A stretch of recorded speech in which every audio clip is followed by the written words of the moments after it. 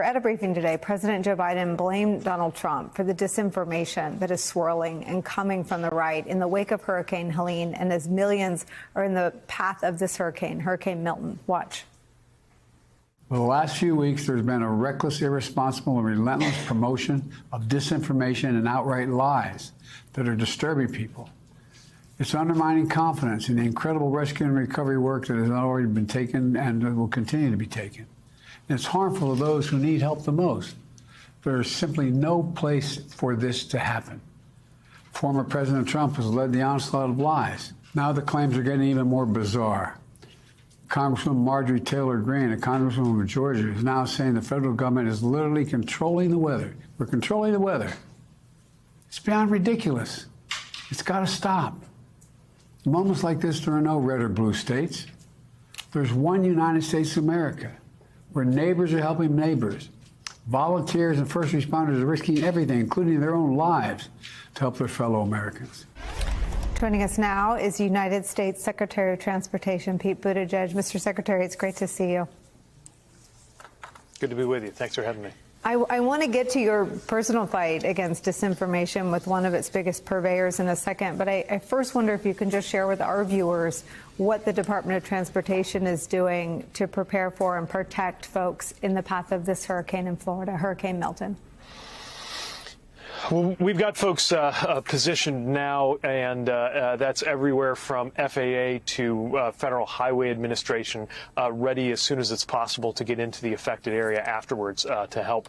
We've been engaging up until now to support things like evacuation, making sure that the shoulder lanes are in use on I-4 and I-75, to take one example, doing anticipatory approvals for drone flights that wouldn't normally yet be licensed, but are going to help Florida utilities, for example, survey the damage that may be happening. So whether we're talking about sea, air, or land, we're doing everything we can to help make sure that Florida is well positioned to recover.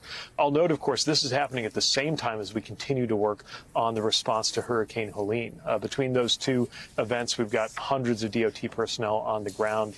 I participated in the briefing yesterday, briefing President Biden on our work alongside several cabinet agencies, and I was reflecting. It's the only time I can think of when we had to provide updates on what we were doing to deal with the last disaster and what we were doing for an upcoming disaster in the same meeting. That just tells you how much the U.S. is being hit all at once by this. But extraordinary people are showing extraordinary teamwork and resilience, from the responders and the response personnel to ordinary people impacted by these storms. And that's what we're really counting on, that teamwork, that focus, and a lot of federal resources to make sure that everybody gets through this. Mr. Secretary, the head of FEMA responded to what you're giving voice to, just the sheer number and the gravity of the disasters hitting our country right now. Let me show that to you.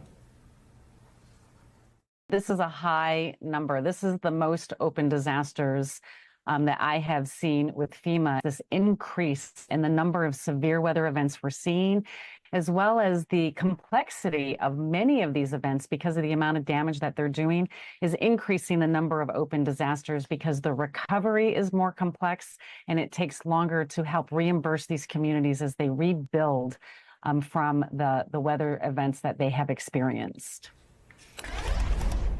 Just talk about how vital that makes the quality of the information and people's ability to trust the information they're getting from the government and people there to help them.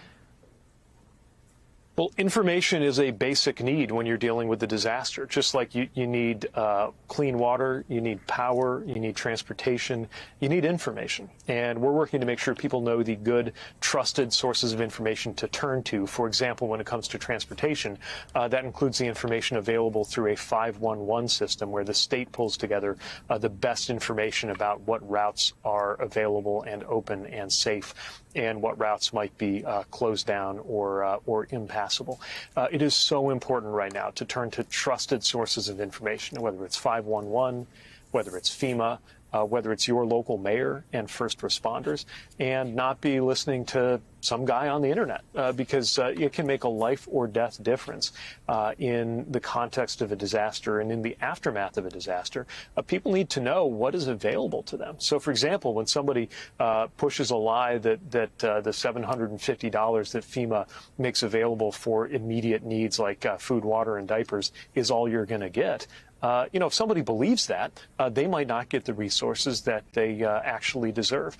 So we're going to continue working hard to make sure that good information is reaching people. And by the way, I have to say, in my conversations that I've been having with senators, governors, mayors, you would never know which of them belong to the same political party as I do and which belong to the opposite political party. It's not about politics. It shouldn't be about politics. And we have to keep it that way. Well, but to your point about some guy on the internet, there's a guy named Elon Musk who spread disinformation about Hurricane Helene that entered into the political ecosystem almost immediately, and certainly had as potential victims the people who were impacted by the storm. Talk about your efforts to combat the lies he was spreading about the airspace. Well, I saw something go up on his feed that wasn't right. I responded directly, and pretty soon after that, we were talking. And I will say what we determined was, while it was certainly not the case that FAA was causing the problem that they were being accused of causing, it was the case that people delivering Starlink satellite equipment were running into issues, and FAA was able to help resolve that. So to me, it's a good example of the difference between human beings talking to each other in order to solve a problem versus everybody just kind of being behind their Twitter accounts saying things that aren't verified. I feel like if we got rid of the things that we hide behind, we'd solve a whole lot of problems. Let me show you what the vice president had to say about this phenomenon in a phone interview with CNN. I have spoken with local officials who have been struck, for example, by Hurricane Helene, and they are doing an extraordinary job in trying to combat the misinformation. And I'm talking about sheriffs, I'm talking about mayors, I'm talking about local officials. I don't even know their party affiliation, by the way, but leaders on the ground who know that it is not in the best interest of the people living in those areas to not know their rights, not to know what they're entitled to, and to be afraid of seeking help. It is dangerous. It is unconscionable, frankly, that anyone who would consider themselves a leader would mislead desperate people to the point that those desperate people would not receive the aid to which they are entitled. And that's why I call it dangerous, and we all know it's dangerous. And the gamesmanship has to stop. At some point, the politics have to end, especially in a moment of crisis and the crises that we've been seeing.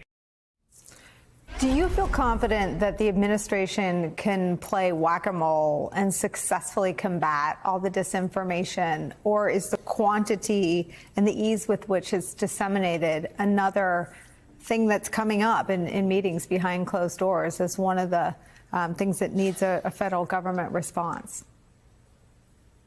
Well, it is an enormous challenge. And, I was speaking to the FEMA administrator yesterday. She mentioned how there have always been issues in disasters. Maui, certainly this happened where there's misinformation or there's scams, but we've never seen anything like we have at this level. And it makes it all the more important, certainly for us to get good information out, for trusted sources to make themselves heard. The editorial role of journalistic organizations that have standards and that do fact checks is incredibly important at a time like this.